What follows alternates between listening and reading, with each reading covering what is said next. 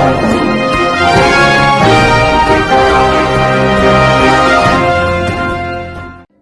દર્શક મિત્રો, આપ જોઈ રહ્યા છો મુંબઈ તરંગ ન્યૂઝ. હું છું એન્કર અર્પિતા પટેલ. હવે જોઈએ અગત્યના સમાચાર. અમરેલી જનતાને મુંબઈ જવા માટે કોઈ સીધી ટ્રેન સેવા ન હતી. બ્રોડગેજ લાઇન નાખવા માટે વર્ષો જૂની માંગણી હતી, જેનો અંત આવ્યો હોય તેમાં આજે વડાપ્રધાન નરેન્દ્ર મોદીએ Amreli Khijadiya 12 kilometre broad gauge line નાખવા માટેનું ખાતમુહૂર્ત કર્યું હતું. જે પ્રસંગે સાંસદ નારણભાઈ કાછડિયા, પરસોત્તમ રૂપાલા, ધારાસભ્ય કૌશિક વેકરિયા સહિત મોટી સંખ્યામાં લોકો ઉપસ્થિત રહ્યા હતા. રિપોર્ટર વિનોદ વિરડિયા, મુંબઈ તરંગ ન્યૂઝ, અમરેલી. અમરેલીની જનતા વર્ષોથી જે વિષયની રાહ જોતી હતી કે અમારે બ્રોડગેજ અમરેલી સાથે જોડાય, એ સ્વપ્ન પૂરું કરવા માટેનું ભૂમિપૂજન નરેન્દ્રભાઈ મોદીના વરદ હસ્તે થયું હતું. એ કાર્યક્રમ આજે અમરેલીના રેલવે સ્ટેશન ઉપર થયો. મારી સાંભળણમાં અમરેલીના રેલવે સ્ટેશન ઉપર આ પહેલો કાર્યક્રમ થયો. મોદી સાહેબ વડાપ્રધાન બન્યા, એમાં અમરેલી એ બ્રોડગેજની ઉપર આવ્યું. અમારા જિલ્લાની અંદર બ્રોડગેજ ફેસિલિટી ઢસાથી આગળ આપણું ખીજડીયા, ચિત્તલ, લુણીધાર, સાવરકુંડલા, રાજુલા અનેક જગ્યાઓ ઉપર બ્રોડગેજની ફેસિલિટી આપણા જિલ્લામાં આવી ગઈ છે. અને અમરેલી જિલ્લાનું મથક હોવાથી અહીંયા પણ એને બ્રોડગેજ સાથે જોડી દીધી છે. એટલે રેલવે તંત્રના અને અમારા પ્રધાનમંત્રીશ્રીના અમરેલીવાસીઓ ઋણી છીએ. આજે 85,000 કરોડ રૂપિયાના પ્રોજેક્ટ્સ, કેટલાકનું લોકાર્પણ થયું અને કેટલાકનું ભૂમિપૂજન થયું.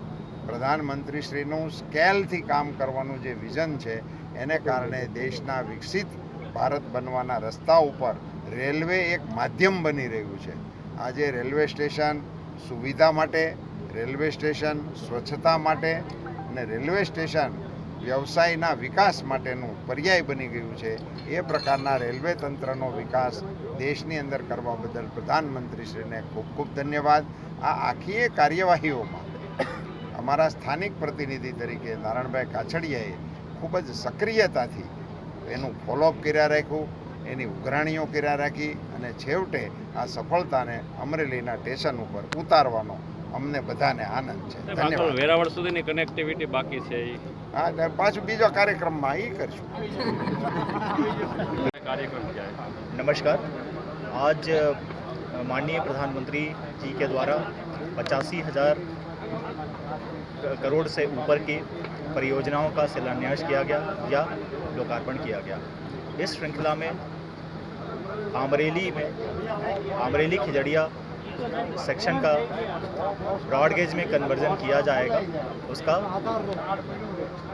आज भूमि पूजन किया गया, उसका शुभारंभ किया गया. इस परियोजना की लागत 178 करोड़ है और 16.76 किलोमीटर की यह परियोजना है.